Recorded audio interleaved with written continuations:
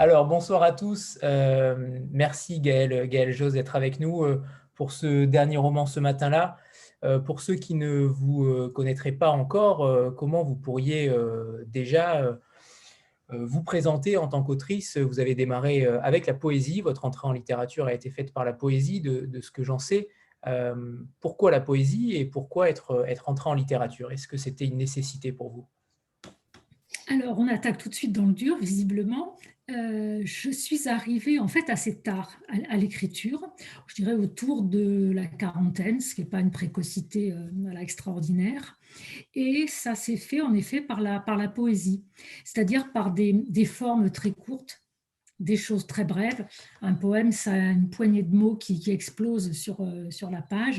Il n'y a pas de story, il n'y a pas de personnage, mais en même temps, on peut aller dire des choses très fortes, très profondes, voire très crues, très violentes.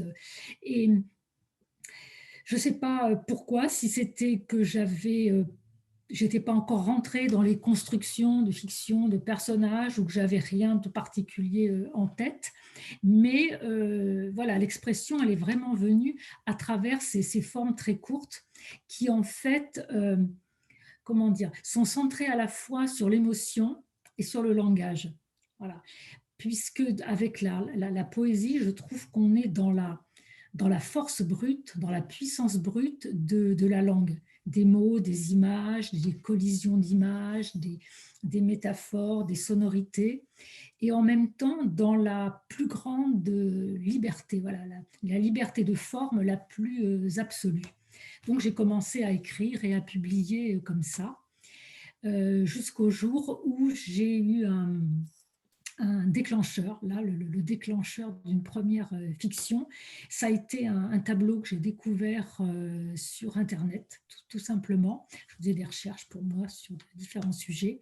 Et c'était une femme de dos dans un intérieur flamand, une femme qui semblait être complètement écrasée par l'opulence du décor, et elle avait l'air d'une totale solitude. Et en plus, elle était de dos, on ne voyait pas son visage. Ce tableau m'a complètement happée, et je me suis dit pourquoi cette femme ne nous montre pas son visage? Qu'est-ce qui s'est passé dans sa vie qu'elle nous dérobe à nous voyons ce tableau, son visage? Voilà, peut-être une question bête, mais c'était celle-là. Et j'ai fini par lui prêter un nom, une histoire, une vie, dans laquelle j'ai aussi raconté des choses qui me sont plus personnelles, même si c'était transposé. Et ce premier texte très court, ça a été mon premier roman, Les Heures silencieuses. Voilà comment s'est fait le passage de la poésie à la fiction. Alors aujourd'hui, vous, depuis janvier, vous revenez avec un roman qui traite du burn-out. Pourquoi ce sujet-là? Est-ce que c'était véritablement quelque chose qui était ancré dans la société, quelque chose que vous voyez de plus en plus, qui est difficilement adaptable en littérature? C'est extrêmement rare comme sujet. Pourquoi ce sujet-là? Alors, il y a deux choses. En fait, j'ai vu depuis 2 ans à peu près, j'ai vu tomber du monde autour de moi. Voilà. Et quand je dis tomber, c'est vraiment tomber d'épuisement, voilà, d'épuisement, de stress professionnel, avec ce côté extrêmement violent du burn-out par rapport à la dépression, qui est quelque chose qui s'installe de manière quelquefois plus insidieuse. Le burn-out, à un moment, il y a le corps qui reprend le pouvoir sur le cerveau, une espèce de court-circuit électrique avec un effondrement extrêmement spectaculaire, extrêmement violent. Et ça m'a beaucoup interrogée.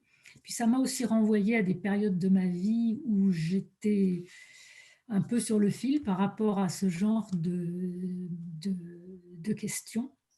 Et je me suis demandé comment on fait, pourquoi il y a des moments de notre vie où on se laisse malmener à ce point-là, où on se laisse étrangler par des situations qui nous sont d'une extrême violence, qui nous détruisent, à tel point qu'à un moment, ça doit être le corps qui impose sa réponse. Voilà.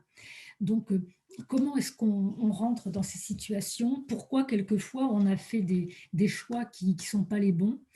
Et, et surtout, une fois qu'on est à terre, ben, comment est-ce qu'on retrouve son envie de vivre? Comment est-ce qu'on reprend la route?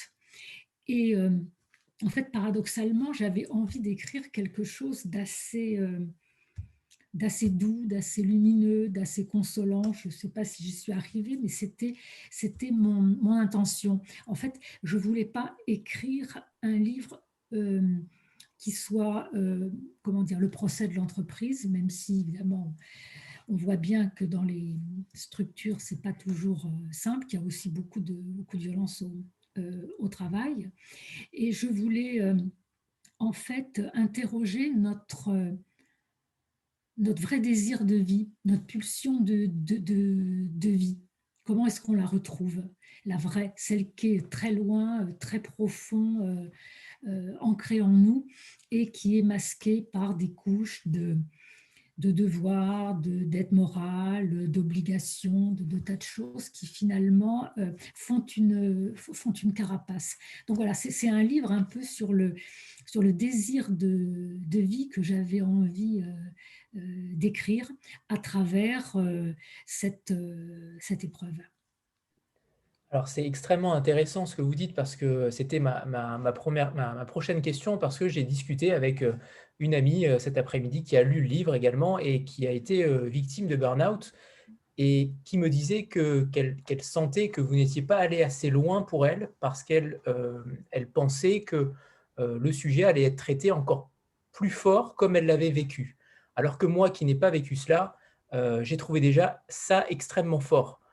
Alors justement, par rapport à ce phénomène-là, est-ce que vous y avez en partie répondu, ce livre n'est pas destiné uniquement aux personnes qui sont victimes de burn-out?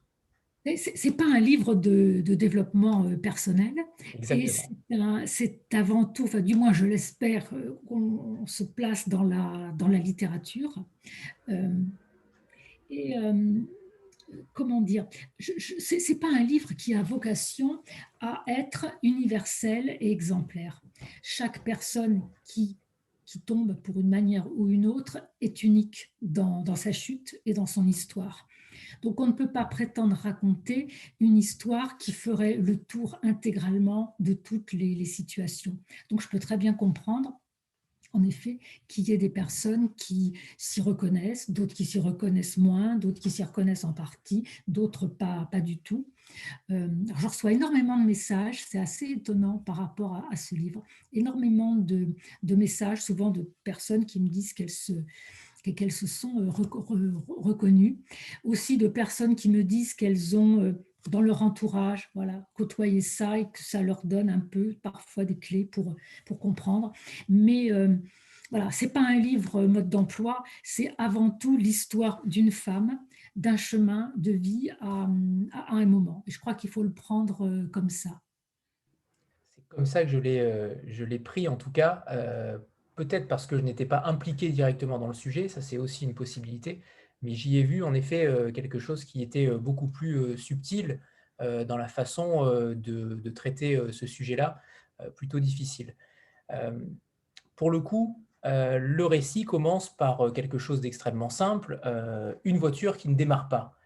Oui. Euh, Est-ce que le burn-out à chaque fois, ou en tout cas dans cette situation-là, est-ce qu'il suffit d'un rien pour faire basculer une personne dans ce mal-être? Oui, ce qui est assez étonnant, c'est que par rapport à ce drame, c'est qu'à la seconde d'avant, je dirais, tout va bien, entre guillemets, et que l'effondrement peut être vraiment quelque chose d'extrêmement brutal et complètement imprévisible.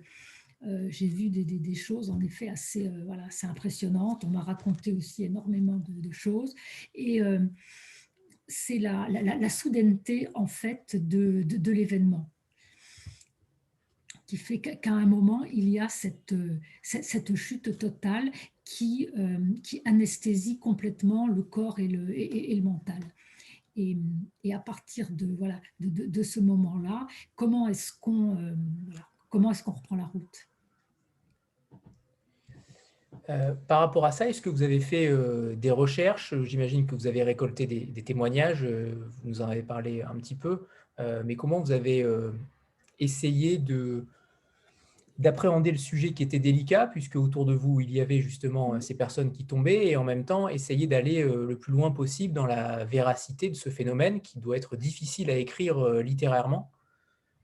Oui, bah vous savez, c'est dans un livre, dans un roman, il y a très souvent, bon, sauf les livres de pure autofiction, une part évidemment de fiction, où on construit un personnage, on construit des situations, il y a une architecture, il y a une structure, il y a une narration, mais tout ça, c'est aussi nourri avec un carburant qui pour moi est essentiel, c'est ce qu'on porte en soi.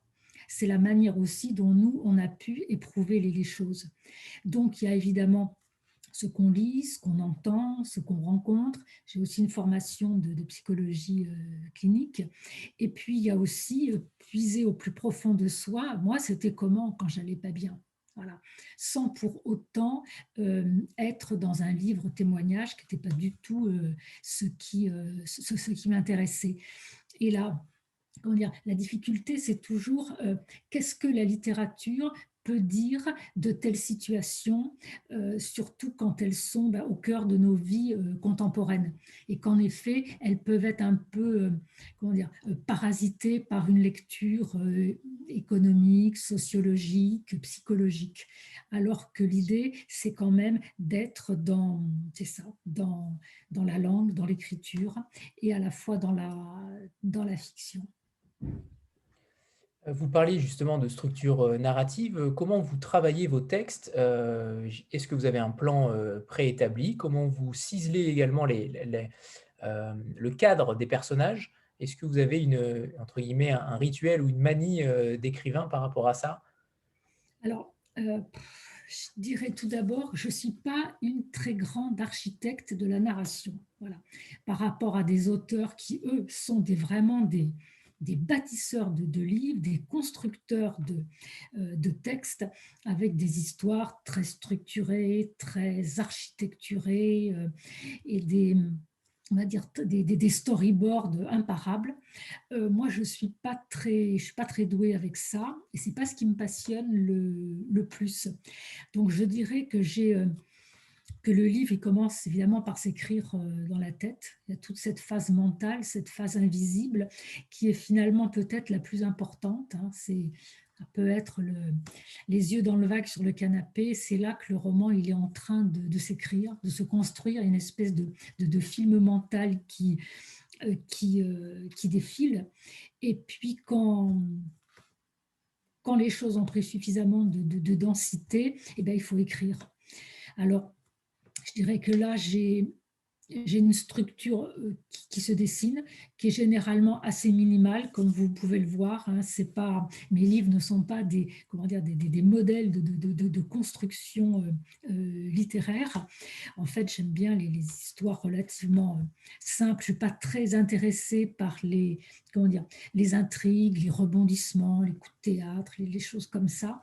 Je m'aperçois que ce n'est pas tellement ça que je privilégie. Donc voilà, il y a un fil, il y a une direction qui s'impose avec une structure. Et puis après, il faut se lancer. Alors là, j'avais deux choses par rapport à la construction. Tout d'abord, j'avais envie d'une construction, parce que ça j'aime bien en fait, un peu circulaire, c'est-à-dire une scène inaugurale, une espèce de prologue, hein, et ensuite à la fin, il y a quelque part, on va reboucler un peu avec la scène inaugurale. Voilà. J'aime bien en fait ces constructions un petit peu en boucle. Et ensuite, j'ai opté pour des chapitres extrêmement courts, dont beaucoup d'ailleurs sont presque, quand je feuillette le livre, presque des fragments qui sont un peu en fait, à l'image d'une vie éclatée, d'une mosaïque, voilà, sur lequel on aurait fait tomber des billes d'acier et qui aurait complètement explosé cette vie qu'on va ensuite essayer de reconstruire. Voilà, c'était un peu mes deux parties pris, je dirais, sur la forme. Puis après, il faut écrire et puis on ne sait pas jusqu'où ça nous emmène. Est-ce que vous êtes allé plus loin que ce que vous aviez prévu au départ? Comment dire Est-ce que vous vous êtes laissé emporter par vos personnages? Est-ce qu'ils vous ont, à un moment donné, dépassé? Heureusement quand même qu'on est un peu surpris en écrivant, parce que si on ne faisait qu'écrire le petit film qu'on a en tête, ça serait juste un exercice voilà, de recopier son rêve mental. Non, ce qui est important quand même, c'est ce qui se joue dans les interstices, les endroits qu'on n'a pas vu venir. Par exemple, la scène qu'on n'a absolument pas imaginée et qui se met à s'écrire. Et en général, c'est là que l'inconscient arrive avec ses gros sabots et va faire surgir quelque chose de fort. C'est justement, c'est ça l'intérêt d'écrire. C'est quand même d'être surpris et c'est le surgissement qui est intéressant. C'est ce travail un peu comment dire, d'excavation et dont on ne sait pas ce qu'on va remonter au jour. Et en général, ce qu'on n'a pas prévu de remonter, c'est là qu'il se passe quelque chose. Et je dirais, c'est là peut-être que le texte va toucher quelque chose de fort, d'intime et peut-être de plus universel. Eva? Bonsoir à tous et bonsoir Bonsoir Eva, je me Gaëlle. cherchais sur l'écran. Moi, j'ai pas encore lu votre dernier roman. Mais j'avais lu Le Dernier Gardien d'Ellis Island. J'avais lu également Une femme à contre-jour sur Viviane Mayer. Donc là, effectivement, le sujet du dernier livre, c'est le burn-out, donc un fait de société. Il y a eu donc ce roman plus, on va dire, historique sur Ellis Island, une biographie d'une photographe. Donc finalement, des sujets qui sont très différents. Je voulais savoir s'il y avait pour vous un fil conducteur en fait entre tous vos livres, ou est-ce que vous considérez que vos livres se répondent les uns les autres? Alors, c'est vrai qu'on me fait souvent voilà, la remarque que je peux toucher d'un sujet à l'autre, à des univers ou des périodes ou des choses assez différentes.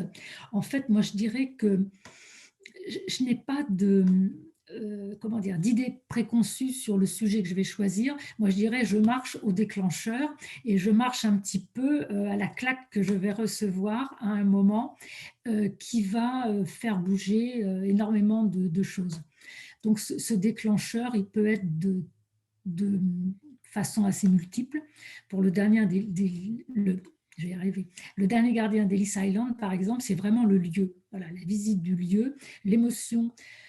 J'ai été bouleversée par ce lieu en arrivant, saisie d'une émotion que j'avais beaucoup de mal à m'expliquer. Et c'est un lieu, enfin, un lieu habité, un lieu voilà, qui vibre, qui résonne encore de plein de choses. Et j'étais complètement embarquée par ça et ça a mis en route ce livre. Les photos de Viviane Mayer, en fait, quand je les ai découvertes, que j'ai vu cette capacité à tout comprendre d'une vie, en fait, à travers une photo prise à la volée, je me suis dit, mais qu'est-ce qu'il faut avoir soi-même vécu comme vie pour photographier les gens comme ça, pour arriver à les comprendre d'aussi près, avec autant de justesse, autant de talent, autant d'empathie. Donc j'ai voulu comprendre quelle était cette vie. Et quand je l'ai découverte, je me suis dit, là, il faut aller, que j'aille plus loin, il faut vraiment que je dise, que moi je la raconte. Voilà. Et voilà, le burn-out, ça a été comment dire, plutôt des proches, voilà, je dirais des chutes parmi mes proches qui m'ont énormément questionné sur eux, sur moi, sur la vie, sur les choix. Donc il y a toujours un comment dire, un déclencheur qui va à la fois susciter l'imaginaire et m'interroger, moi, dans mon histoire. Et je dirais que c'est comment dire, c'est la rencontre entre les deux qui va construire le roman, le livre. Je vois que Brigitte va arriver. Elle est en cours. Brigitte Bouchard, votre éditrice, Ah, est super. en cours. Mais avant, est-ce qu'on pourrait peut-être avoir un premier extrait, Gaëlle? Comme ça, on peut déjà mettre en avant le texte. Ouais, alors, hop, j'ai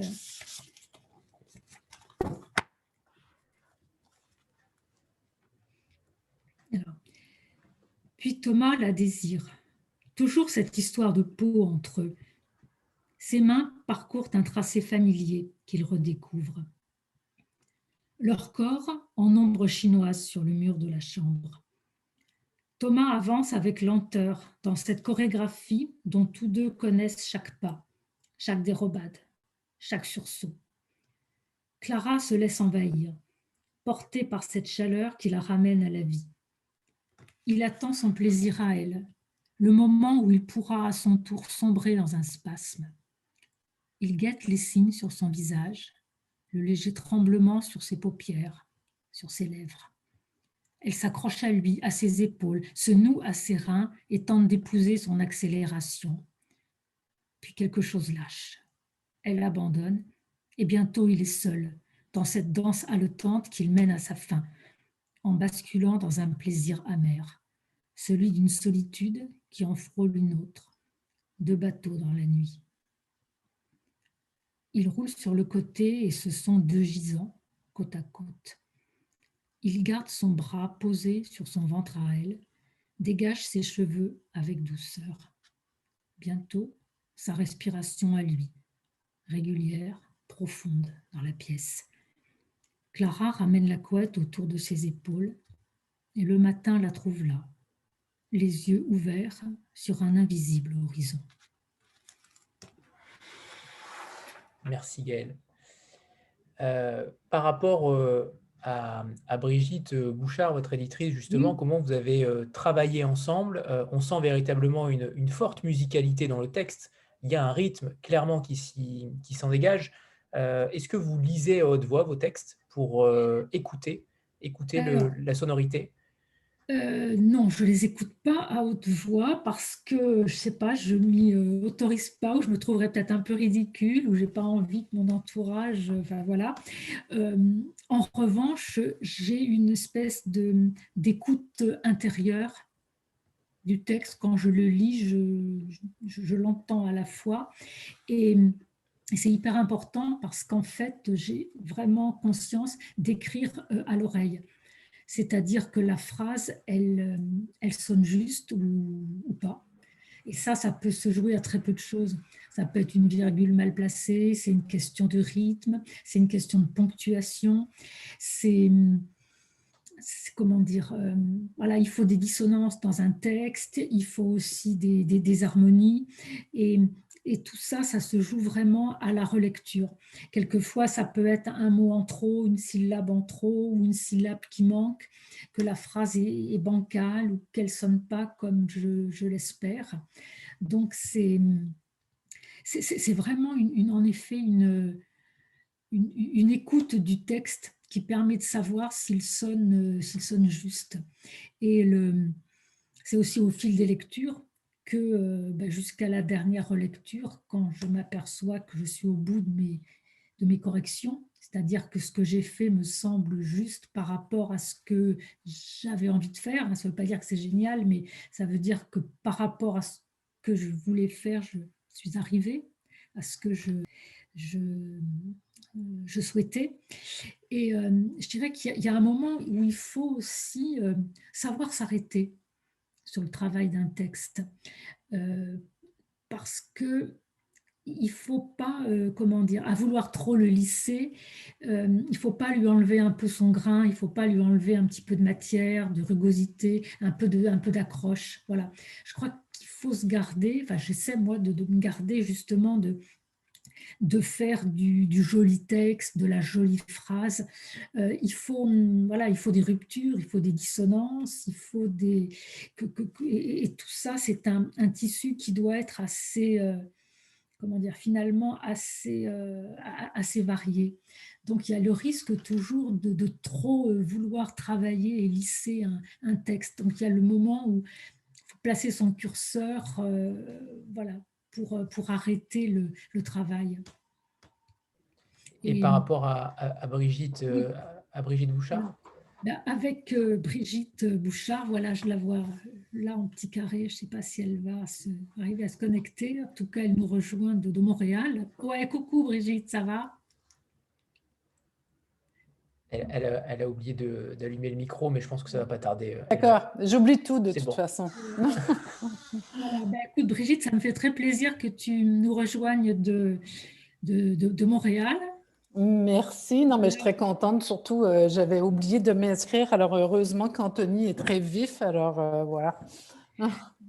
Ben oui, on disait le travail, en fait, c'est une fois que moi j'ai l'impression d'être arrivée au bout de ce que je suis capable de faire, c'est-à-dire au bout d'un premier jet et de première relecture, il y a un moment où je me dis que je ne peux plus aller plus loin. Voilà, j'ai l'impression d'avoir tout exploré, d'avoir tout fait. Et c'est le moment pour moi de confronter le texte, évidemment, à un autre regard. Alors j'aime bien que ça soit Brigitte, parce qu'elle a, bah, d'abord c'est une super éditrice, donc ça veut dire qu'elle a à la fois un regard très, très aigu sur un texte et en même temps un très grand respect de ses auteurs. Donc, jamais elle va me dire oh, ça c'est mauvais, supprime, ça, voilà. C'est jamais évidemment de l'injonction, mais c'est toujours par les questions. Voilà. En général, elle me pose des questions. Est-ce que là, tu voulais dire ça? Est-ce que, voilà, est-ce que ceci, est-ce que cela? Est-ce que là, tu veux pas aller un peu plus loin? Est-ce que là, tu penses que... Voilà. En fait, elle me pose plein de questions dont les réponses me permettent d'avancer, de me questionner sur le texte et finalement de découvrir quelquefois des branches qu'il faut faire pousser, quelquefois des branches qu'il faut élaguer parce que elles sont moins intéressantes. Donc, c'est toujours voilà, des propositions, des suggestions, des questions, mais jamais elle va me dire que ça, elle n'aime pas ou que ça, il faut le supprimer. Voilà. C'est toujours ça avec beaucoup de respect. Et puis, ce qui m'amuse beaucoup avec Brigitte, c'est qu'elle elle tient toujours bon. Voilà. Quand elle a une idée derrière la tête, elle dit ouais, ouais. Et elle revient toujours, en fait. Voilà. Quand elle estime que le texte, il peut encore aller plus loin, ou que peut-être creuser quelque chose, etc., elle revient toujours à charge avec ses questions. Et c'est bien parce que c'est très éclairant, en fait, d'avoir ce miroir qui vous questionne et qui permet aussi de faire des choix, parce que quelquefois, les questions, ça me permet de me caler par rapport à un choix. Je me dis, si elle a un doute, moi je vais dire non, finalement, c'est vraiment comme ça que je veux le faire. Voilà. Donc ça permet aussi de se réassurer par rapport à certaines choses. Et en tout cas, pour moi, c'est un travail qui est essentiel parce que son boulot, c'est d'aider ces auteurs à aller le plus loin possible, voilà, de les aider à donner le maximum d'un texte, voilà, jusqu'au moment où toutes les deux, on voit qu'on est arrivé au maximum de ce qu'on peut faire. Voilà, toi, je ne sais pas comment tu le vis, Brigitte, de ton côté.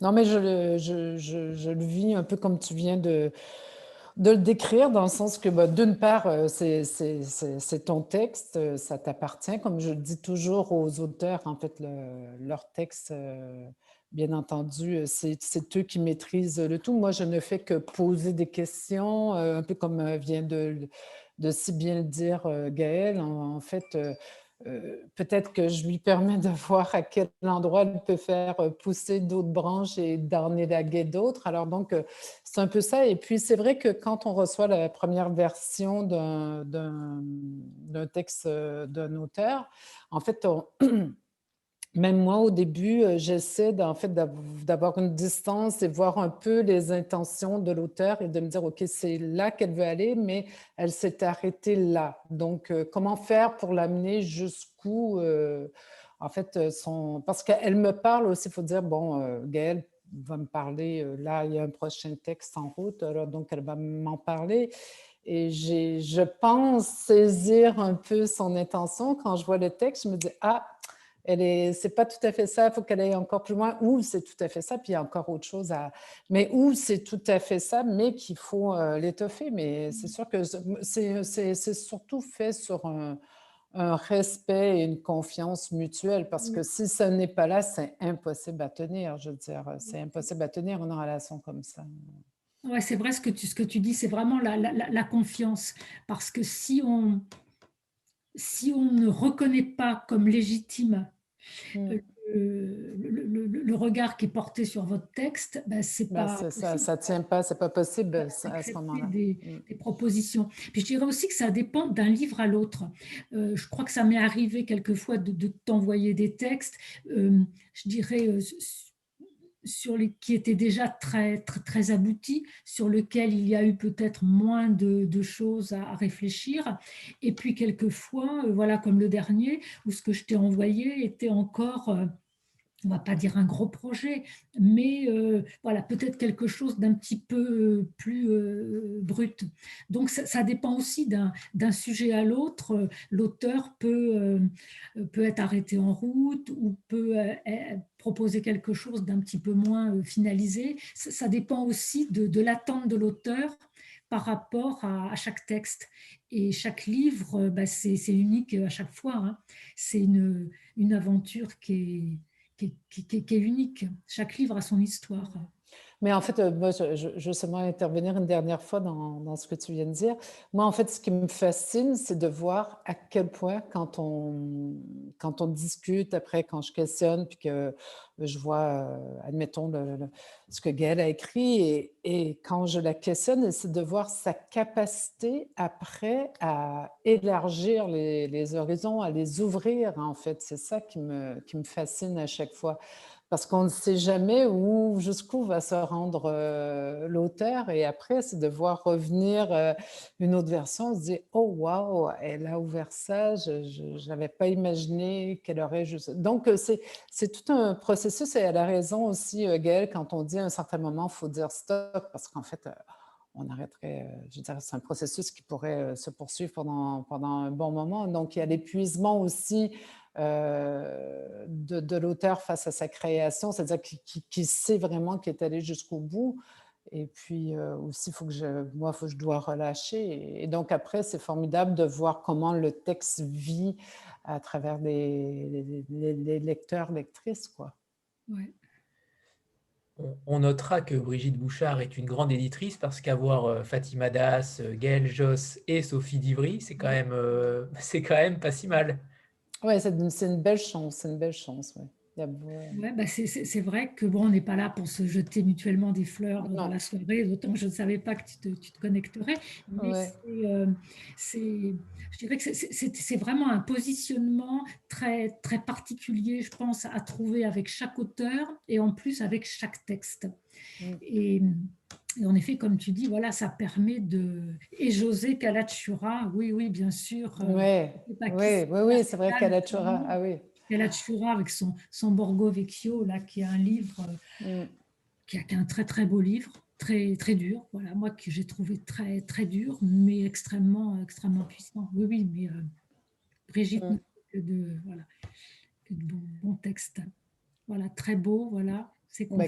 Grâce à mes auteurs, hein, sans vous, je suis rien. Mais en fait, bon, bref, je vais vous laisser continuer votre conversation, parce qu'on va se… Ouais, on est là pour se dire… Moi j'aime ça l'entendre, parce qu'en plus, j'apprends toujours des nouvelles choses quand j'écoute mes auteurs. Moi, c'est aussi une autre part du bonheur d'éditer, parce que en fait, ils ouvrent encore, comme là, quand le texte, je veux dire, l'extrait que tu vas choisir de lire, ou ta façon de répondre, en fait, ça donne encore d'autres voix, d'autres angles au texte que je n'avais pas vu parfois. Alors donc, c'est toujours, c'est ça, on va toujours un peu plus loin. Sandra ? Bonsoir tout le monde, bonsoir Gaëlle Josse. Vous parlez du burn-out, qui est quand même une expérience profondément intime, et pourtant vous avez choisi de raconter ça à la troisième personne.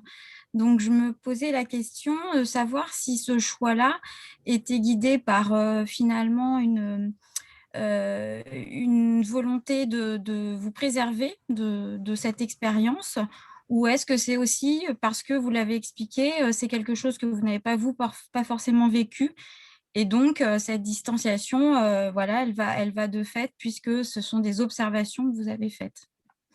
Oui, c'est une question intéressante, toujours cette question de qui parle, hein, qui porte l'histoire, qui raconte l'histoire. Et parce qu'en fait, évidemment, on n'aura pas le même texte et on n'aura pas la même histoire suivant la voie qui est choisie. Et quand je commence à écrire, c'est en effet une des premières choses qu'il faut déterminer ou qui finit par s'imposer. Alors, c'est vrai que j'ai écrit plusieurs de mes livres, un certain nombre à la première personne, qui est une forme que j'aime bien, que je trouve que ça permet de descendre de manière assez profonde dans l'intimité d'un sujet. Mais j'ai aussi éprouvé le besoin de me renouveler aussi par rapport à cette forme, de ne pas dire toujours à la Gaëlle Josse, elle nous fait des livres tout le temps à la première personne. J'ai aussi envie de me renouveler, de me surprendre, d'aller sur d'autres un peu de territoires. Alors sur ce sujet-là, bon, c'est vrai que ce n'est pas mon histoire, mais il y a des choses que j'ai éprouvées quand même de manière très, comment dire, très, très proche. Donc, il y a beaucoup de choses qui me sont aussi personnelles, mais je craignais que la forme jeu, qu'on tombe peut-être quelquefois dans le, comment dire, je ne sais pas comment dire. Dans l'identification? D'un peu pas larmoyant, ni pathologique, je ne sais pas comment dire. J'avais peur que ça soit... je ne sais pas, que ça soit un petit peu, un peu too much comme forme par rapport à l'expression d'un mal-être, et que finalement trouver un tout petit peu de distance pour arriver à avoir un elle, mais qui soit à la fois un elle assez intime, assez proche. Je trouvais que ça donnait, voilà, que quand j'ai essayé, je trouvais pour moi que ça fonctionnait, que ça fonctionnait pas mal, cette toute petite distance. Voilà, comment dire, vous savez, la voix pour un texte, c'est pas quelque chose qu'on va toujours décider. À un moment, on entend son texte, on entend son histoire et on se dit, c'est comme ça que ça va s'écrire. Voilà. Dans le cas contraire, par exemple, quand j'ai écrit Une longue impatience, j'avais commencé à l'écrire à la troisième personne. Voilà. Et puis, quand je relisais, je me dis, il y a un truc qui ne fonctionne pas. Il y a un truc qui ne fonctionne pas. Et le truc qui ne fonctionnait pas, c'est que là, il fallait que ce soit porté par un jeu. Voilà. Du coup, j'ai retransposé ce que j'avais fait à la forme jeu. Et là, je me suis dit, voilà, c'est bon. Là, maintenant, j'ai ma voix, j'ai la voix qui va porter l'histoire. Donc, c'est... Comment dire, voilà, c'est pas un choix forcément rationnel à expliquer, c'est qu'à un moment, on se dit, mon histoire, c'est comme ça qu'elle va s'écrire. Avant de vous poser peut-être une dernière question et un dernier extrait à lire, on a pour habitude de faire une photo de groupe. Donc voilà, préparez-vous et dans 3 secondes, elle sera prête. 3, 2, 1. Parfait, c'est bon, c'est fait. Ma dernière question était notamment sur 2 choses. La première, c'est le titre du roman, puisque ce matin-là, on sent véritablement le coup de massue, entre guillemets. En tout cas, je l'ai ressenti ainsi, le coup de massue ce matin-là. Et la deuxième question était davantage sur ce que vous écrivez en ce moment. Est-ce que vous allez encore aller vers encore un autre sujet, une autre voie, une autre façon de raconter des histoires? Alors, non pas la couverture, le titre, oui, ça c'est aussi c'est essentiel, le titre, l'identité d'un livre. C'est pour ça que moi je suis très, très attachée à choisir ou du moins à valider les titres. Et ça, en fait, c'était mon titre de travail. Voilà, en fait, j'hésitais entre 2 titres. J'hésitais entre Que ma joie revienne, qui est une des chansons de Barbara à un moment qui traverse le texte. Je trouvais que ça répondait bien. Et puis il y avait Ce matin-là. Et en discutant avec Brigitte, finalement, on a fait ensemble le choix de ce matin-là, qui en effet a quelque chose d'un peu, voilà, de ce couperet qui un jour tombe et fait exploser tout notre écosystème dans toutes ses dimensions, hein, sociales, affectives, familiales. Et voilà, on trouvait qu'il y avait quelque chose qui était finalement plus fort. Donc, on a gardé ce matin-là. Voilà. Et la deuxième question, si j'ai bien compris, c'est oui, sur quoi je travaille en ce moment. Ben, je me suis attaquée à un sujet qui n'est pas facile, qui pour moi est un peu un Himalaya. Donc, j'essaie pas à pas de le grimper. Puisque c'est la figure du père qui me questionne. Voilà. Et je dirais que ce n'est pas pour moi quelque chose de forcément facile à écrire, parce que ça fait bouger encore énormément de choses. Hein. On a beau se croire une grande fille, bah, ce n'est pas toujours si simple. Donc, c'est un sujet qui me bouscule beaucoup et sur lequel aujourd'hui j'ai besoin d'aller. Voilà, donc il y a le père, il y a la mémoire, il y a la perte de la mémoire, il y a la fratrie. Donc je suis au milieu de tout ça et j'essaie de monter mon petit Himalaya personnel et voilà. Est-ce qu'il y aura une mise à distance pour le coup? Comment? Est-ce qu'il y aura une mise à distance pour le coup? Non, là je suis dans du jeu. Je suis dans du jeu. Il y aura plusieurs voix et il y a plusieurs voix parce que c'est bien en cours. Il y aura 3 voix et ce sera 3 jeux. Voilà. Donc pas tout à fait un roman choral, mais ouais, tiens, oui, il y aura 3 voix, 3 jeux, exact. J'avais même pas fait attention. Comme quoi, les questions, c'est bien, hein. Alors, on va peut-être terminer cette belle rencontre avec un dernier extrait, Gaëlle. Avec plaisir. Alors,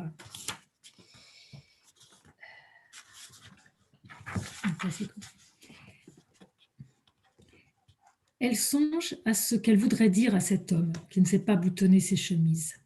La déroute, l'effondrement, la nuit. Son lieu à elle qui n'existe plus, ni en elle, ni nulle part. Des tessons éparpillés sur sa route, sur lesquels elle se blesse. Plus de désir, plus de joie, plus d'appétit, plus rien. Elle voudrait retrouver le grand vent qui fouette et rend vivant. Elle voudrait rejoindre cette part d'elle-même, cette part manquante, parfois entrevue il y a longtemps. Vaincre cette attraction terrestre qui la cloue au sol. Elle voudrait s'alléger de tout ce qui pèse, qui peine, qui fait courber l'âme. Comme dans un déménagement, on jette, on laisse, on donne. Retrouver l'espace vierge pour accueillir ce qui compte. Chasser les ombres et les fantômes à grands coups de pied, rire du bruit de leurs chaînes. Elle voudrait lui dire son envie de retrouver le sens des rivières, dans une longue et lente traversée du monde, de se laisser glisser dans le courant, dans cette sensation d'aller dans le mouvement, vers le fleuve, vers la mer, là où tout commence, où tout finit.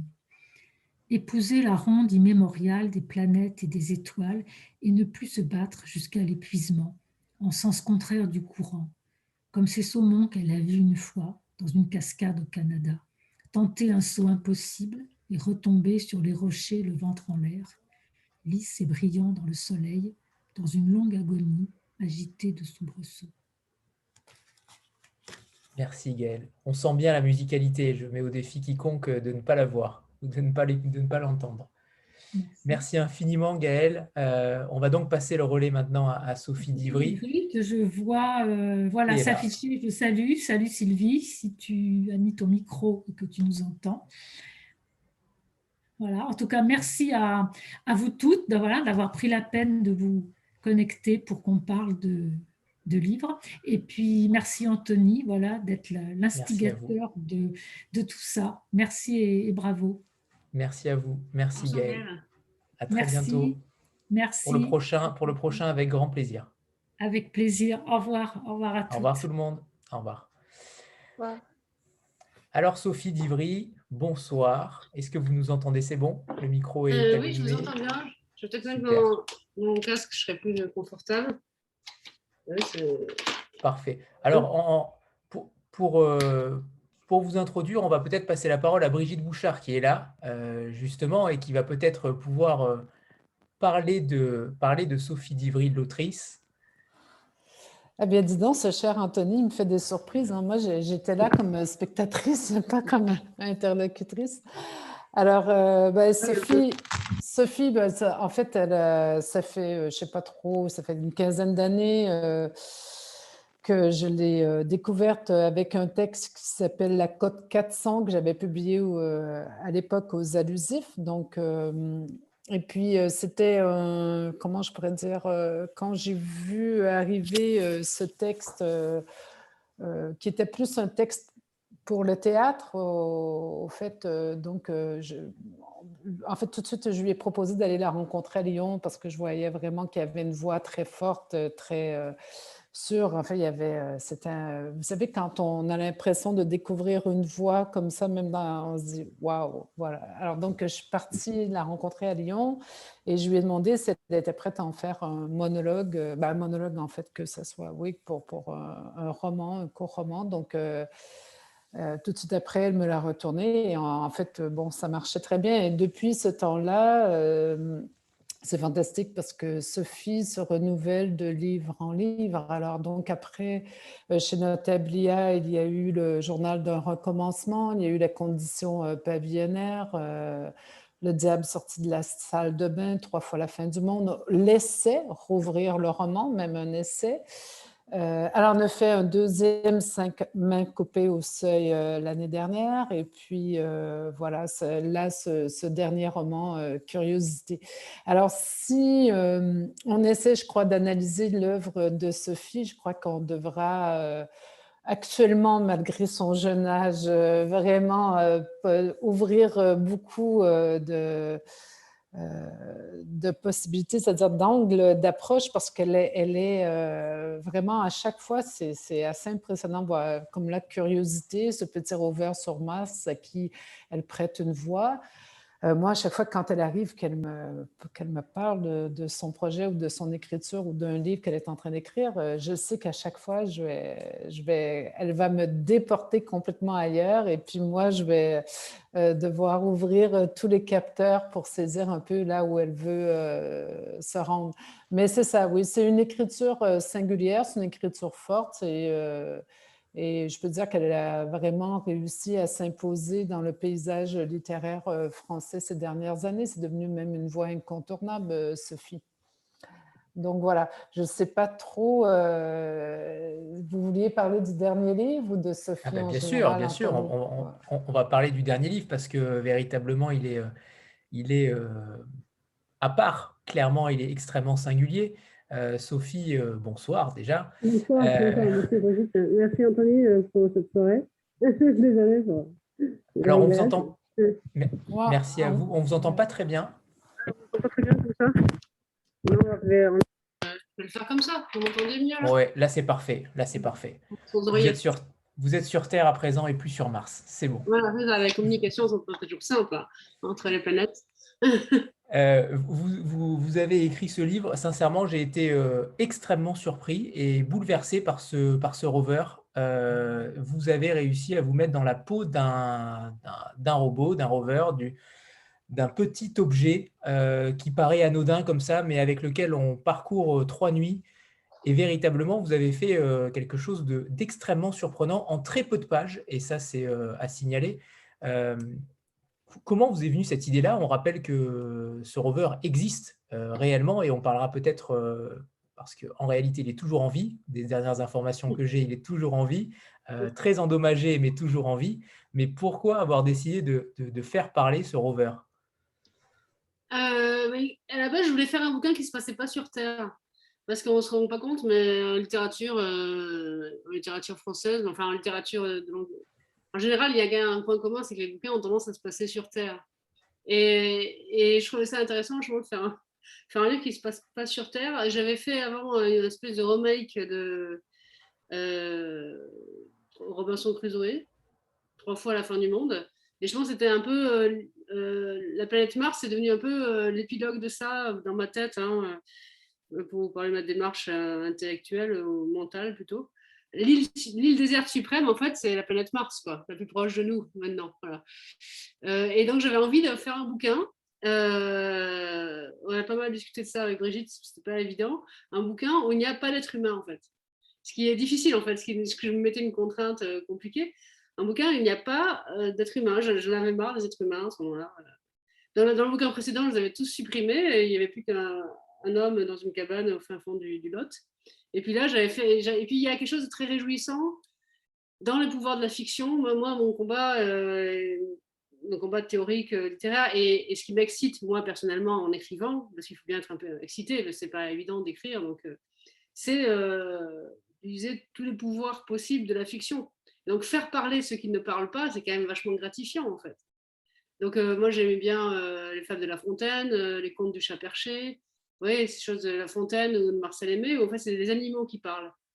Bon, je pense qu'au XXIe siècle, vu moi comment j'ai été éduquée, les animaux, c'est plus difficile. Même, j'aimerais bien, mais à part les moineaux, je connais moins bien, quoi. Donc, les objets sont plus naturels chez moi, on va dire. Et du coup, j'ai commencé à me documenter sur, en général, la conquête spatiale. Et puis finalement, Mars, c'est quand même, voilà, c'est quand même le plus proche. Et surtout, il y a ces rovers énormes avec 6 roues qui sont des laboratoires embarqués, mais qui roulent. Et donc, c'est assez romanesque, je trouve quand même. Et les gens que j'ai rencontrés donc, au CNES, je ne suis pas allée à la NASA non plus, mais enfin, les gens en parlent, les scientifiques et les ingénieurs, ils en parlent comme de leur bébé, quoi. Et donc, pour l'anthropomorphiser, parce qu'il y a un saut, évidemment, bon, il n'y a pas d'être humain, mais lui, il est très humanisé, le robot, c'était pas si difficile, en fait, parce qu'il y a plein de scientifiques qui travaillent avec lui et qui parlent de Curiosity. En ce moment, il n'est pas en forme, on attend de ses nouvelles. Et il parlait comme ça d'Opportunity ou de Spirit, et il parle comme ça maintenant de Persévérance. Voilà. Et du coup, je trouve qu'il y avait un personnage, en fait. Il y avait un personnage. Alors, il y en avait d'autres aussi, parce qu'il y a des satellites, mais au moment, il fallait faire un choix, quoi. Et lui, j'ai trouvé sympathique. Et les rovers sont dans la hiérarchie beaucoup plus haut que les satellites, hein. Mais les rovers, c'est quand même plus difficile à poser un rover sur une planète.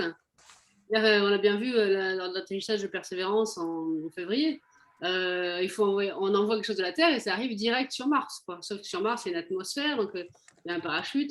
Et après, quand il tombe directement sur la surface. Donc après, envoyer des sondes qui font le tour, bon, il faut savoir le faire, hein. Moi, je n'ai pas Bac plus 25 et je ne suis pas à la NASA, mais c'est des choses qui se font.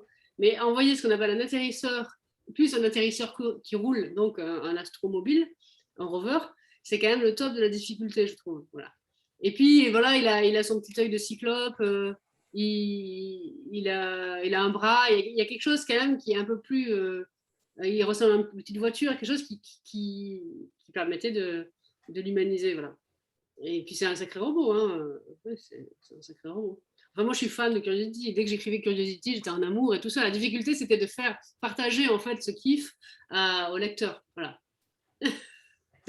Pour ma part, ça a été clairement le cas. Sandra? Oui, bonsoir Sophie. Je vais utiliser les mêmes mots que l'homme de la soirée. J'ai été bouleversée aussi par Curiosity, par ce rover, qui finalement nous dit beaucoup de choses sur l'homme, je crois. Et je me demandais, puisque vous disiez à l'instant que vous inspiriez, que La Fontaine vous inspirait notamment, est-ce que, comme La Fontaine, vous êtes convaincu finalement, ceux qui n'ont pas la parole, ceux qui ne peuvent pas parler, disent beaucoup plus de l'homme que ceux qui sont les hommes, finalement? Est-ce qu'on en dit plus d'eux, des hommes, quand on n'a pas la parole et qu'on peut le faire par l'écrit, comme vous le faites à travers donc la plume d'un écrivain? Je ne sais pas, je pense qu'en effet, la parole de ceux qui ne parlent pas m'intéresse plus et plus intéressante que ceux qui parlent trop. Voilà. Les journalistes, les hommes politiques, les professionnels de la parole sont des personnages moins intéressants pour un écrivain. Je trouve que ceux qui ne parlent pas, alors ceux qui ne parlent pas, comme par exemple les gens qui en ont coupé une main par accident dans une manifestation, comme j'ai fait pour 5 mains coupées, ou moi j'aime bien faire parler les lieux. Par exemple, la Côte 400, au fond, Brigitte, mon premier roman, je faisais parler une bibliothèque. Elle a vraiment été incarnée dans la bibliothécaire.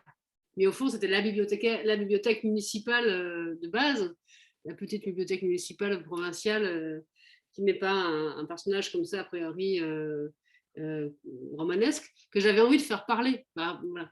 Et donc, peut-être, en effet, vous avez raison, les écrivains ont un plaisir à donner la parole à des êtres ou des institutions ou des lieux ou des machines qui ne parlent pas. Et comme ça, cette manière permet qu'ils regardent notre monde d'homo sapiens ou de société avec un autre regard. Et le travail de l'écrivain, je trouve, c'est le travail d'arriver à déplacer le regard, à rendre les choses moins évidentes ou à faire un pas de côté, à vous proposer une vision, la vision de l'artiste. On attend d'un artiste, je trouve, moi, quand je vais voir une expo, enfin, je languis de pouvoir aller voir des expositions, c'est de changer mon regard ordinaire sur le monde. Et donc là, j'inverse tout, parce que le rover parle comme un être humain, avec ses sentiments, avec ses manques, avec ses frustrations. Et les êtres humains n'existent pas, il ne sait pas ce que c'est, il ne peut pas savoir lui, ce que c'est. Et il reçoit des messages depuis le ciel, enfin depuis le satellite, des messages qui viennent de la Terre. Et donc pour lui, comme c'est un rover très imaginatif, il pense que Dieu lui parle. Voilà, il s'est inventé un Dieu, mais c'est normal. Tous les matins, il reçoit des messages super stricts qui lui disent quoi faire et qui lui donnent un sens à sa vie. Donc le livre commence par Dieu me parle tous les matins, entre 8h et 10h. Et donc Dieu, la Terre, les hommes, tout ça, c'est la même chose en fait. Hein. J'ai quand même pas fait un truc très... Et, voilà. Et cette inversion-là, je trouvais super intéressante, super originale. Et à partir de là, ça a commencé à fonctionner. Voilà. Angélique? Bonsoir, Sophie Dubry. Alors, ma question, elle ne concerne pas Curiosity, que je n'ai pas encore lu. Je l'ai là, mais il n'est pas encore lu. Par contre, j'ai lu d'autres livres donc, que vous avez écrits antérieurement. Et en fait, je rejoins un petit peu ce que disait au début Brigitte Bouchard par rapport à vos textes quand elle les découvre. Moi, je vous vois vraiment un peu comme une exploratrice en fait, du roman. Donc, qui a été confirmée un peu avec votre essai Rouvrir le roman, qui est très intéressant sur le roman contemporain, justement. Et en fait, c'est surtout la mise en voix qui m'intéresse en fonction du sujet. Et je me demandais un petit peu comment est-ce que vous trouvez, en fait, si vous allez utiliser une première personne ou pas, par exemple, pour un personnage. Comment est-ce que ça vous vient? C'est avec le sujet ou est-ce que c'est plus tard? Voilà, j'espère que c'est clair. Il y a des questions, vous parlez de l'exploration du roman, ça c'est vrai, moi j'aime explorer, j'en ai parlé dans l'essai, mais aussi j'ai beaucoup fait ça dans Quand le diable sortit de la salle de bain. Ah pardon, je vous entends plus du coup. J'ai pas compris ce que vous m'avez dit. Si je réponds, en fait, ça coupe votre son à vous, j'ai l'impression. Non, là, je vous entends. Oui, je l'avais coupé tout à l'heure, oui. Donc oui, moi j'aime bien explorer toutes les formes possibles de fiction, et notamment par la forme du roman, qui est quelque chose d'assez hybride et d'assez riche, et dont on peut faire beaucoup de choses. Et donc j'ai beaucoup fait ça avec Quand le diable sortit de la salle de bain. Je m'amusais vraiment à faire énormément de formes différentes, à faire intervenir des passages pornographiques, des passages de contes pour enfants. Il y avait un peu tout dans Quand le diable sortit de la salle de bain. Et après, comment on trouve une voie? C'est pas évident là, pour rien vous cacher, même si c'est pas c'est le résultat qui compte et pas la cuisine. Hein, ça peut être l'horreur en cuisine et très bon sur la table. J'ai quand même un peu galéré, n'est-ce pas, Brigitte?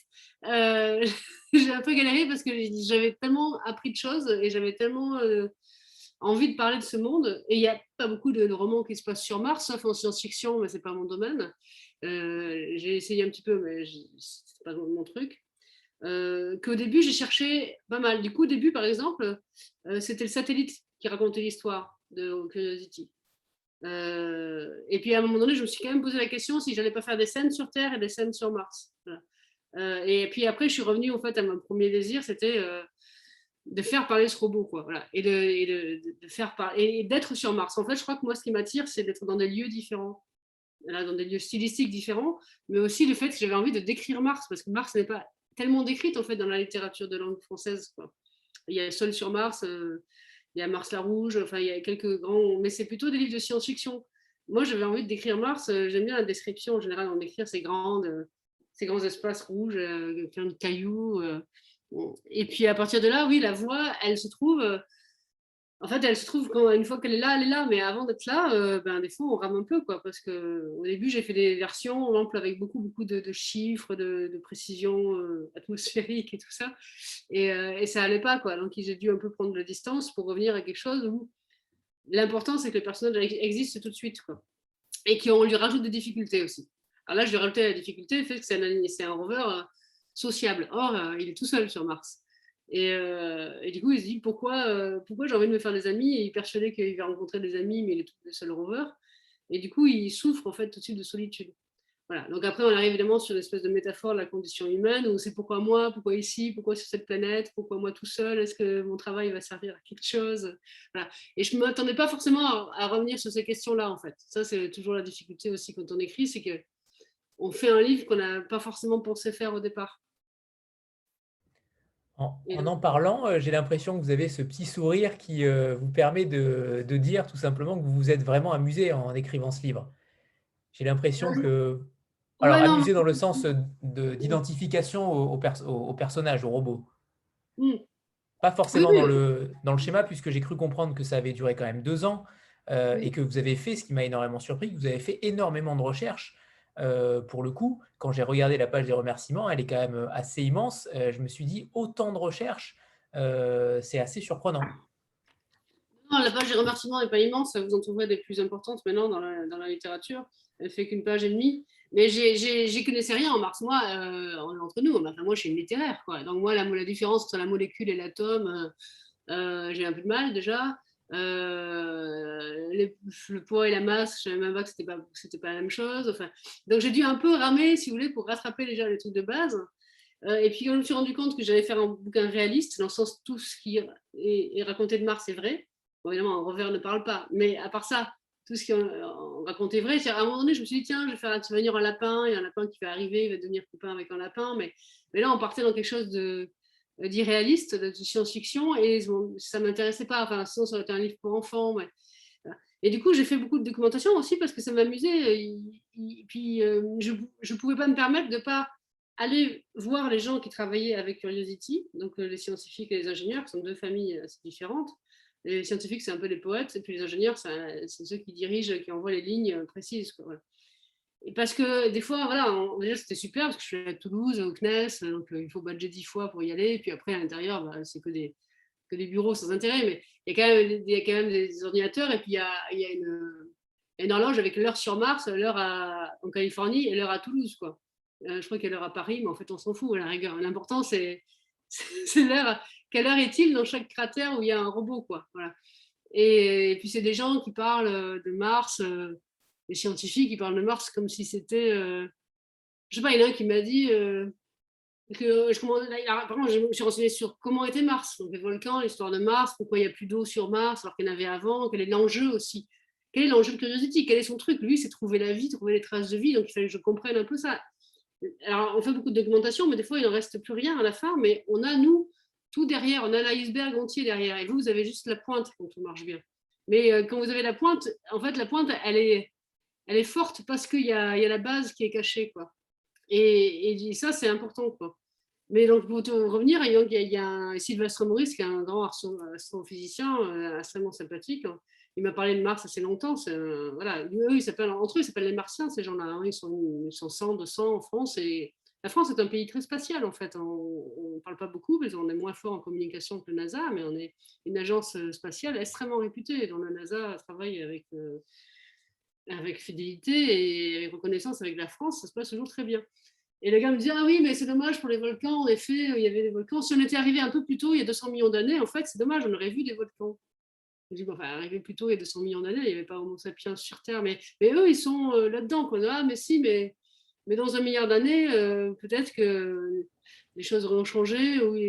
Voilà. Et ça, c'était vraiment intéressant, parce que ça prouve que ça peut me faire trouver 2-3 phrases. Et puis comme ça, j'aurais été au CNES, j'ai même échangé des mails un peu en anglais avec des gens de la NASA. Et donc, j'étais intégrée dans le cercle des Martiens. Ils étaient contents qu'une romancière s'intéresse à eux et donne vie à leur petit Curiosity, quoi. Voilà.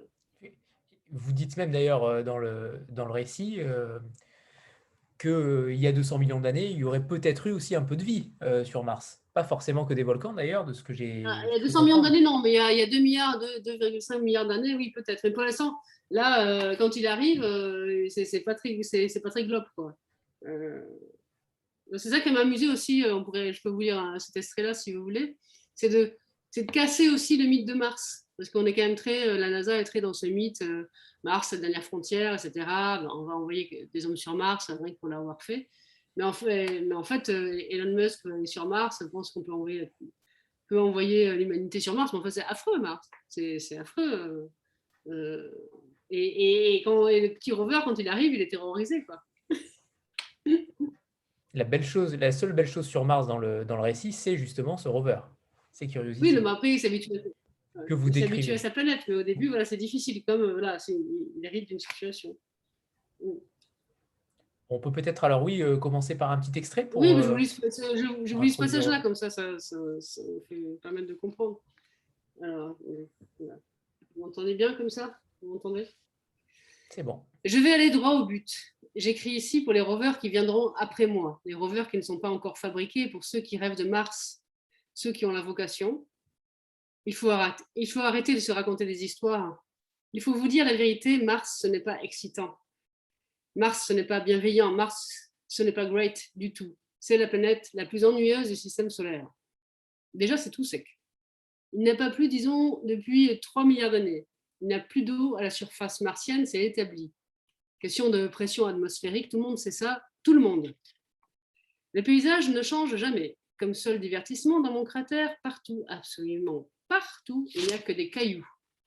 Des orangés, des bruns, des jaunâtres, des plats, des ronds et surtout des pointus. Ils sont posés là comme une caisse de boulons renversée à l'infini. Quelques secondes après mon atterrissage, une pellicule irritante s'est déposée sur mes caméras. Un truc collant qui a sali mon joli pont blanc. La poussière martienne. Mars est entièrement recouvert d'une poussière rougeâtre, oxydée, aussi fine et aussi pénible que du talc. C'est cette poussière qui donne à Mars sa fameuse couleur orangée. Elle est partout, elle s'infiltre partout, elle me gratte partout jusque dans les électrodes, c'est affreux, affreux. Et pour couronner le tableau, il y a ce vent. Je ne l'ai pas senti tout de suite, mais il souffle en permanence, un petit vent glacial qui rend encore plus cruel et d'une température déjà extrêmement froide. Alors j'ai levé ma caméra vers le ciel et j'ai crié « Dieu, ce n'est pas possible, tu es sûr que c'est bien ici, sur cette chose, que je dois passer mon existence ?» Merci. C'est là où vous êtes extrêmement forte, c'est que vous avez réussi à remodeler certaines formules de l'homme, mais adaptées au robot. Il y a certaines expressions qui sont véritablement géniales. Je ne les ai pas en tête, mais elles sont encore en moi si je relis le livre. Mais là vous avez fait véritablement très fort. Sandra? Oui, on dit parfois, enfin on entend parfois que l'intelligence artificielle pourrait supplanter l'homme. Or, ici, c'est plutôt l'inverse. C'est finalement l'homme qui laisse mourir un être qui porte l'intelligence artificielle. Et pourtant, nous, en tant que lecteurs, en fait, c'est ça qui est un peu complexe et que j'ai adoré, moi. En tant que lecteur, on a beaucoup d'empathie et finalement, on est attendri par Curiosity. Est-ce que, alors quand je vous entends, vous avez l'air de vous être beaucoup amusé en fait à écrire ce texte et ça c'est super à entendre. Est-ce que finalement, enfin, il y a une question vraiment un peu métaphysique dans ce que vous avez écrit ou est-ce qu'il faut le lire comme une simple fable ou est-ce qu'il y a une vraie interrogation derrière justement la suprématie de l'homme vis-à-vis de l'intelligence artificielle, vis-à-vis de la science, vis-à-vis de la technologie. Enfin voilà, est-ce qu'il y a vraiment une question qui est profonde autour de ça ou pas du tout? Je me suis trompée complètement. Non, mais déjà, chacun a le droit de délirer sur n'importe quel texte. S'il voit quelque chose, il y en a qui font des thèses là-dessus, on est postes à l'université rien que pour avoir argumenté sur leur délire. Donc, plus vous pouvez interpréter quelque chose dans un texte, plus ça veut dire que ça y est.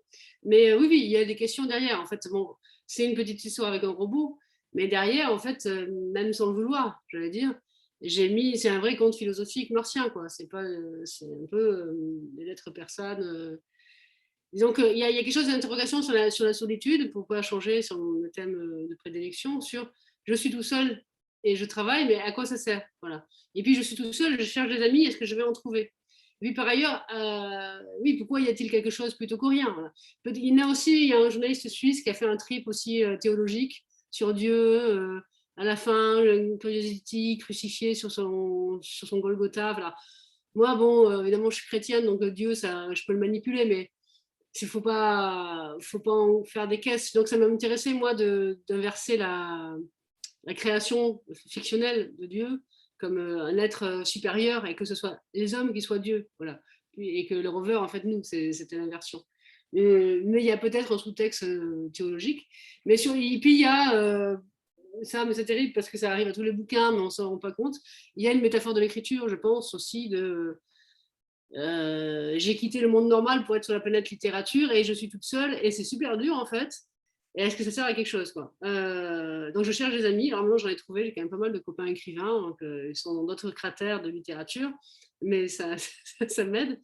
Donc il y a tout ça évidemment, oui. Et puis il y a cette longueur. Alors maintenant je l'ai fini pendant le confinement, donc ça a pris notre raisonnement. Le robot se languit en fait de trouver des amis. Voilà. En permanence. Et je suis tout seul, je veux trouver du contact. En fait, il cherche le contact. C'est son drame. Donc ça parle de nous. Ça ne parle que de nous, au fond. Mais après, je me suis amusée, en effet, à le faire sous forme un peu sémillante. Voilà. Mais pour que... Mais c'est quand même un testament d'un robot qui va mourir. Alors, c'est faux, hein, le robot ne va pas mourir. Et puis, il n'est pas en si mauvais état que ça. Hein. Il a le roux percé et tout ça. Mais c'est quand même une bête à 3 milliards de dollars. Une fois qu'il est envoyé sur Mars, je peux vous dire que la NASA, elle va le faire photographier et faire des prélèvements chimiques jusqu'à que la machine s'arrête. Parce qu'une fois qu'on a pris la peine d'envoyer un robot comme ça en 2012 sur Mars, tant que ça marche, il continue. C'est moi qui ai un peu dramatisé, mais en vérité, souvent, ils ne savent pas tellement terminer une mission, au contraire, quoi. Donc des fois, ils lui font juste rouler et prendre des photos. Mais en général, même s'ils finissent tous en effet glacés sur un petit bout de cratère, en général, quand même, les êtres humains sur Terre essayent au maximum d'utiliser le robot jusqu'au bout. Moi, je les fais mourir un peu plus vite. C'est aussi, vous abordez aussi indirectement peut-être la pollution spatiale. On ne sait pas quoi faire de ces satellites, on ne sait pas quoi faire de ces robots quand ils ne sont plus tout simplement viables. C'est aussi ça, j'imagine. Peut-être que vous avez voulu l'aborder quelque part. Non, parce que je vous dis, ils sont quand même très attachés à leur robot, quoi. Ils sont quand même très... oui, il y a la pollution spatiale, mais enfin, c'est quand même pas tous les jours qu'on envoie un robot comme Curiosity, quoi. C'est quand même un événement comme Perseverance. Là, aujourd'hui, il y a eu le premier vol d'Ingenuity, le petit hélicoptère. Et donc, c'est quand même des choses qui sont...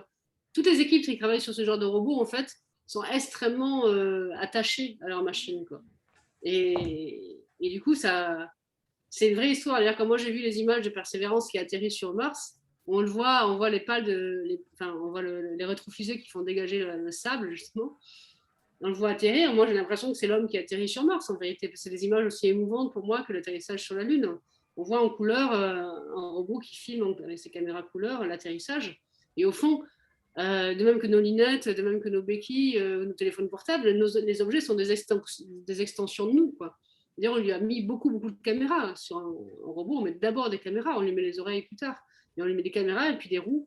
Et donc, on s'approche de quelque chose qui est assez proche de notre intelligence à nous, quoi. Donc, ce n'était pas un livre sur l'intelligence artificielle. Bon, particulièrement, ça, j'y connais rien, ça ne m'intéresse pas des masses. Mais c'est un rover qui parle, voilà. Mais en tant que tel, s'il ne reçoit pas les injonctions de Dieu, il ne peut rien faire. Et son drame, c'est qu'à un moment donné, Dieu arrête de lui envoyer des ordres un matin. Et donc là, c'est la crise mystique totale, quoi. Alors, avant de passer à la deuxième novella, puisqu'il y a 2 novellas dans le recueil, pourquoi avoir... Moi, j'aurais pu sincèrement passer 300 pages, 400 pages avec Curiosity. Est-ce que le choix de la brièveté du roman, de la nouvelle, je ne sais pas comment on peut le décrire, c'est toujours délicat et difficile, mais pourquoi avoir choisi ce format-là? Bah, vous dites 300 pages, mais il faut s'imaginer, si vous voulez 300 pages, il faut quand même qu'il se passe quelque chose. Il y a beaucoup de romans où il ne se passe pas grand-chose, hein, sur 500 pages, 600 pages, ça existe. Hein. Oui, ça existe, mais c'est quand même très contraint, parce que dans la mesure où j'avais décidé de rester dans le cadre réaliste, où tout était vrai scientifiquement, je n'allais pas faire débarquer un lapin. Donc je pouvais, bon, j'aurais pu dédensifier un petit peu, mais moi je préfère toujours la densité à la longueur, dans le sens, et même si j'aimerais un jour écrire un gros bouquin, je ne désespère pas, mais je préfère toujours que vous soyez frustré que gavé, donc ça c'est déjà mon côté journaliste, on m'a appris à faire court. Et ensuite j'étais partie pour un roman d'aventure, alors il désobéissait à Dieu, il partait, puis il tombait dans un tube de lave et tout ça, mais Brigitte, tu te rappelles de cette version?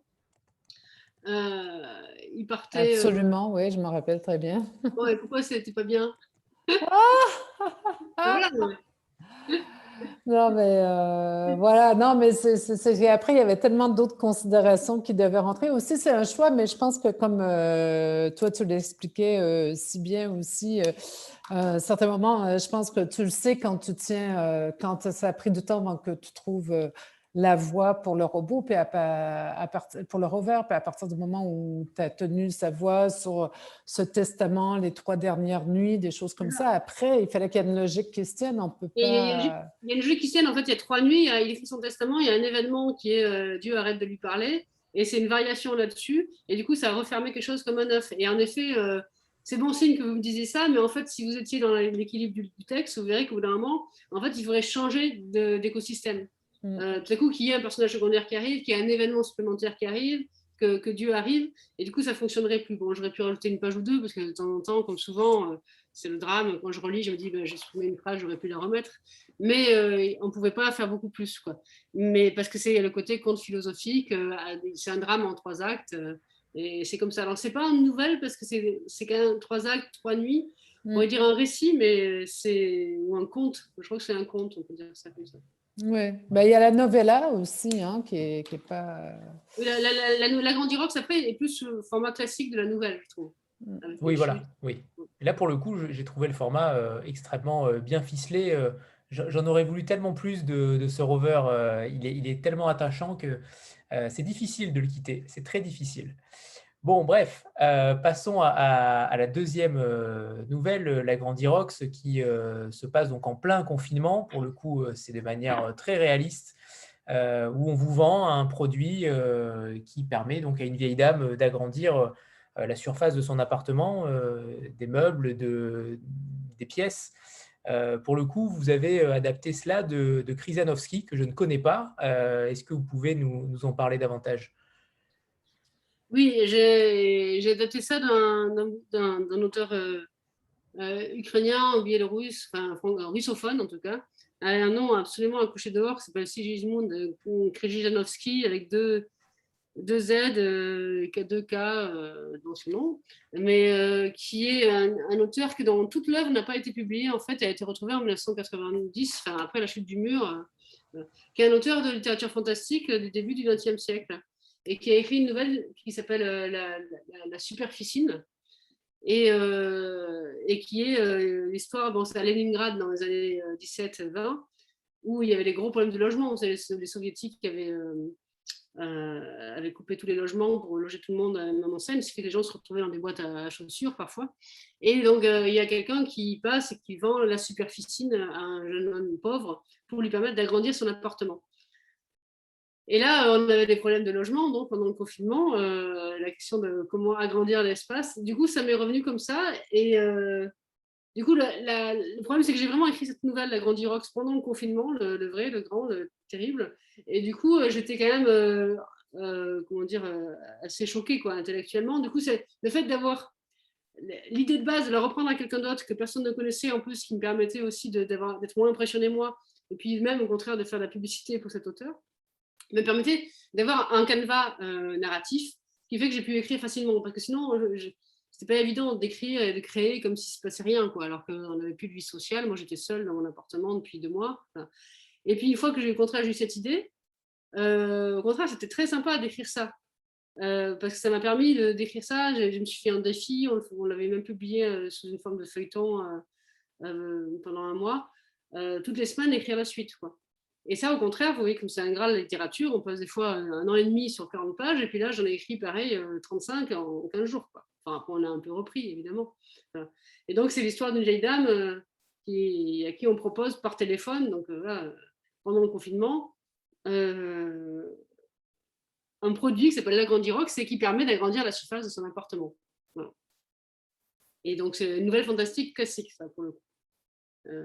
La première nouvelle fantastique, on peut dire. Et alors, pourquoi avoir voulu mettre les deux, justement, ensemble, dans le même recueil? Pour le coup, les thématiques sont évidentes, hein, la solitude, l'isolement.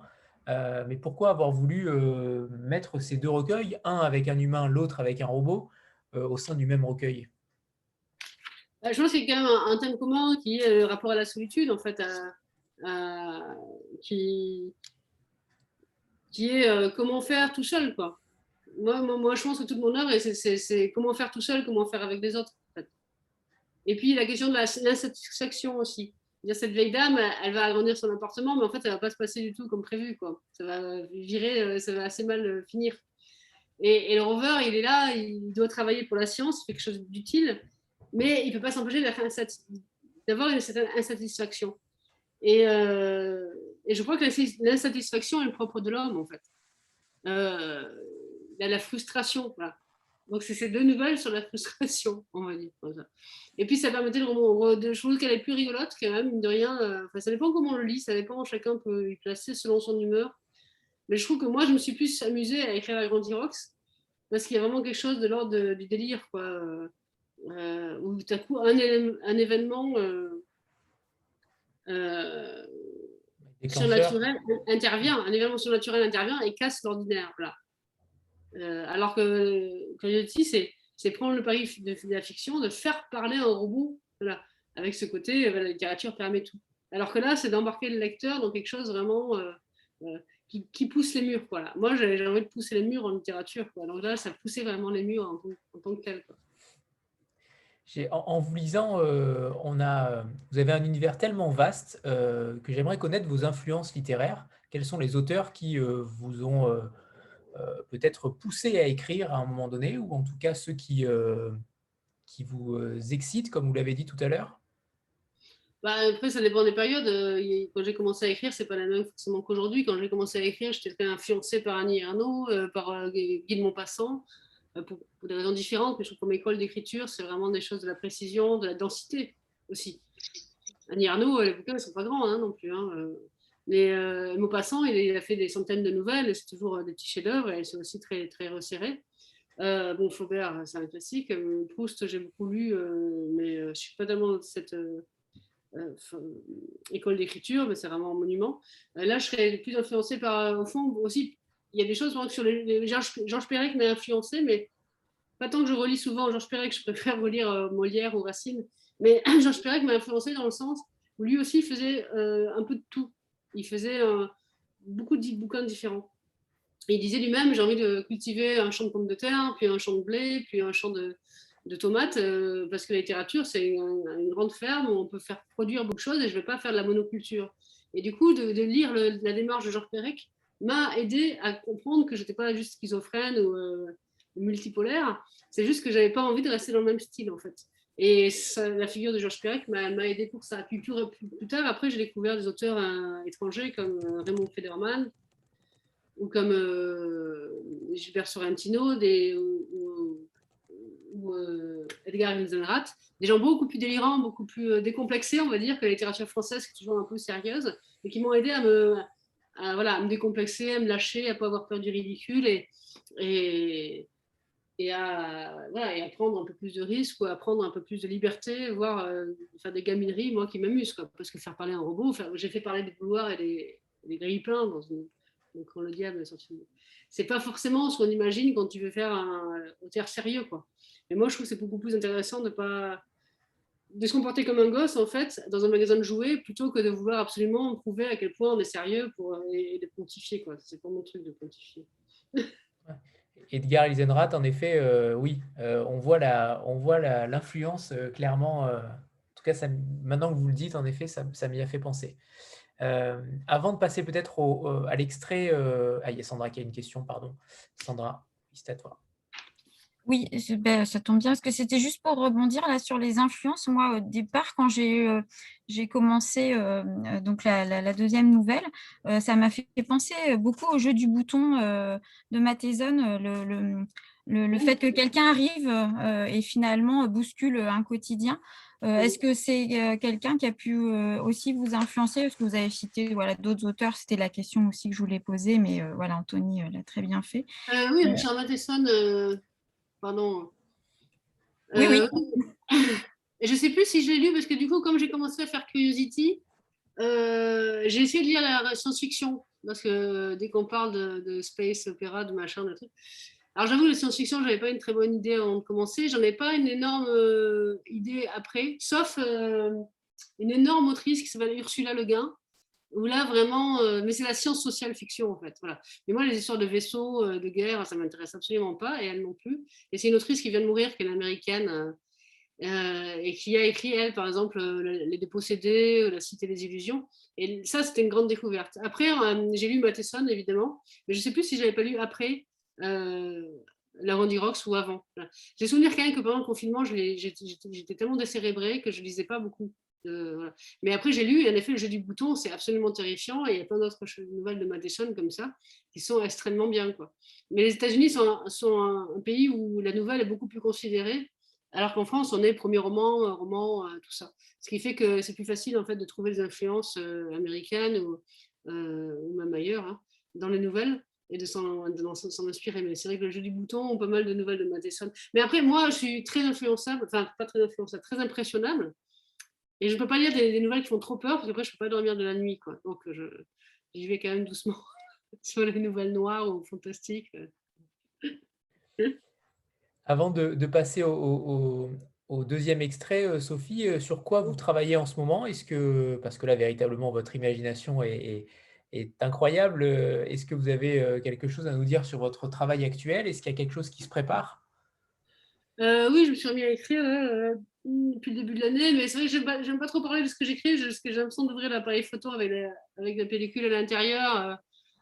C'est un peu... voilà. Mais ce sera un bouquin plus réaliste, et puis ce sera un bouquin avec des êtres humains, parce que là j'ai envie quand même de voir des êtres humains. On a une période où on se manque un peu les uns les autres. Donc c'est une période où il y aura plus ce sera plus ni un Robinson Crusoe, ni des robots, ni des gens tout seuls. Là, pour une fois, je vais essayer de faire que les gens se rencontrent. Bon, parfait, parfait. Et alors, avant l'extrait, on va faire une petite photo de groupe, comme on en a l'habitude. Voilà. Ah, je fais un screenshot. 3, 2, 1. C'est parfait. Merci. Et donc, pour finir ce deuxième extrait, Sophie, si vous le voulez bien. Je reste sur Curiosity parce que c'est plus facile, je trouve, ça vous va? Oui, très bien. Alors, ce n'est pas facile d'être la seule intelligence artificielle sur toute une planète. J'ai voulu me croire supérieure, mais je me sens si limitée. Je regarde la nuit étoilée et je songe à la Terre. Mes antennes sont silencieuses. Le soleil se couche et je songe à la Terre. Le froid s'accentue, je regarde le crépuscule inhabité sur le cratère. Sur la planète bleue, les couchers de soleil sont rouges. Sur la planète rouge, les couchers de soleil sont bleus. Je regarde Phobos, la petite lune qui brille comme un œil de caméra qui ne me reconnaît pas. Je songe à la Terre. Je contemple l'immense voûte et le scintillement de la Voie lactée.